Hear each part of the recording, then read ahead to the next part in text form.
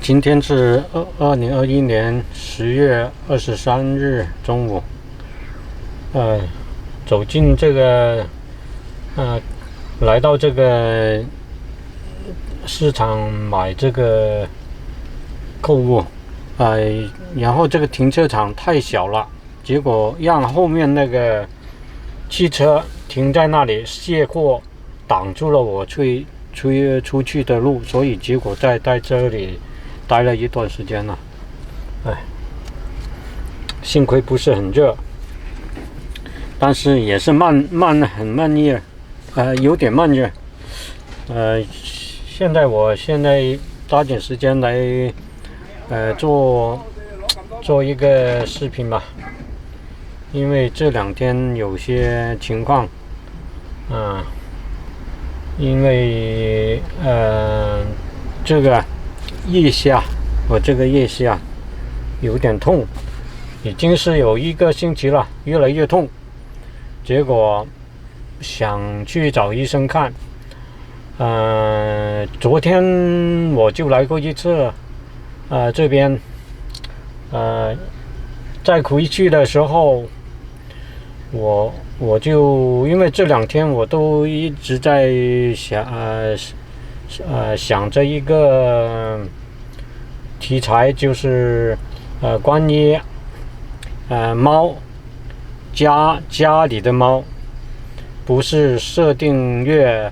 的猫。设定乐的猫是物理学的一个思维实验，量子力学的那个就挺深奥的。我这个就是普通的家养的猫，谁都知道家养的猫都会打呼噜打咕噜，在网上一查打呼噜打呼噜就知道猫这个情况了。打呼噜是什么情况下出现，又有什么作用等等，这些我就略过。但是我就注意到网上有一个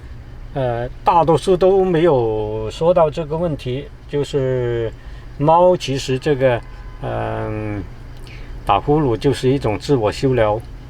就是一个自我运用这个物理微能量进行对自己物理气动能量生平能量的修疗，对身体的机能，对自我身体的出现的毛病，或者是受了伤或者是哪里不舒服进行一个修疗，或者也可能他在休闲放松等等等等。我从原创这个物理微能量呼吸道物理微能量修疗法这个角度来分析它，就是认为它是其实猫就是进化出来的几百万年形成了这个先天的能自我本能的进行修疗，就是说有不舒服的情况出现它也修疗，没有正常的情况下它也进行修疗，就躺在那里有修疗，到了傍晚上特别明显，它不停的身体不灵不噜震动，这种震动非常强的能量频率这种能量频率在我这个物理微能量修疗功法这个理论跟应用方面来看，它就是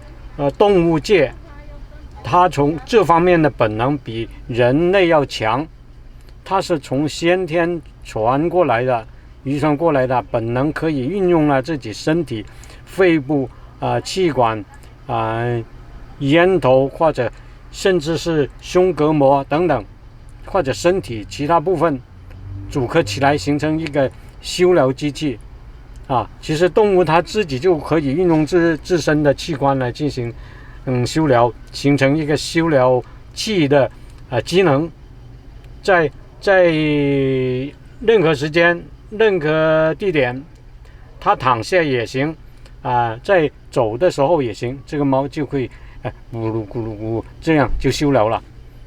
这是我的物理微能量修疗功法的一个论点跟看法。那么我昨天回来了，一个神奇的事情我就是腋下，这个是我上网查一下，腋下痛就是可能是腋下那个淋巴结痛。我昨天在介绍完做几个视频是讲到猫这个咕噜的修疗，所以我在学猫的咕噜的时候，我用了咽头腹部还有胸腔等等，鼻腔等等，这个贯圈下来，用意念把它做成一个近似猫的咕噜，近似不能够学得到猫这种咕噜了，它是天生的，而我这个我只能学猫叫喵，这样可以，但是学到咕噜就学不像了，只能近似，但是我发觉我这个近似的喵的咕噜其实有很强的修疗作用。我在驾车回来的途中我做了大概是20多分钟，在不停的做，而且一面的讲解一下猫的事情，谈一些猫的事情，然后隔了20多半小时回到家里面的时候，我发觉这个腋下这个痛很痛早上准备去看医生，这个痛已经非常之小了，感觉很轻微的痛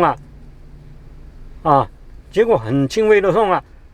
那我这么明显好转，最近几天都没有出现这种情况，为什么我在开车回来就可以这个痛就减低呢，降下来呢？我就想是不是我在车上路上这10多分钟我就学猫咕噜，我根据我这个物理微能量修疗法这个分析我做了这个咕噜可能这个带动了腹腔，还有甚至这个腋下，实质上感觉不是很明显，轻微的，我自己触摸到就感觉到，我腋下，我这个咕噜这个腋下就感到轻微的一点点的震动，但是这一点点震动竟然改变了我这个状况，